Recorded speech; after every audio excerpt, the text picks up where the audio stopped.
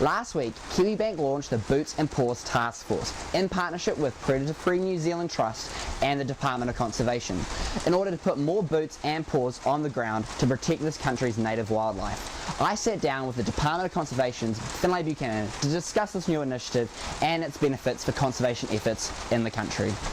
Department of Conservation has responsibility for conservation in New Zealand, but we can't do it alone, and it's really important that we can engage the public, engage with business and that sort of thing to help so that we're all working together towards conservation. What are the perks of a nationwide company like Kiwibank supporting the work that you guys do?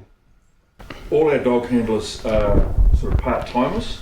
The dog handlers within DOC are engaged in other duties, and their dog handling is secondary to that. And what the partnership gives us is the opportunity to actually employ some of these handlers on full time so that they're actually able to be more deeply engaged with conservation dog work. So one of those dog handlers will be a pest detection dog handler. The other dog handler will be a species dog certifier. Can you explain a bit about the work the conservation dogs do? Okay, we have pest detection dogs, so dogs that locate pests. Like Pi is a rodent dog, so he detects rats and mice. We have a dog out on Motutapu that detects plague skinks. We have dogs that detect mustelids, which are stoats, ferrets, weasels.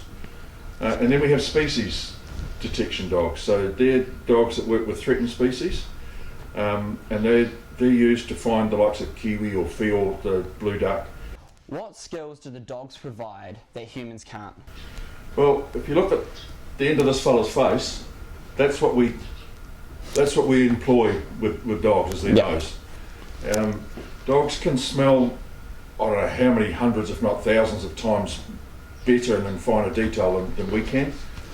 And a lot of our other detection devices rely on attracting the pests or the threatened species to something so that we can monitor them. Whereas with a dog, it'll pick up wherever that threatened species or wherever that pest has been using its nose and let us know and lead us to where it might be. A major part of this partnership is getting communities to take up the predator-free challenge. How does this initiative support this?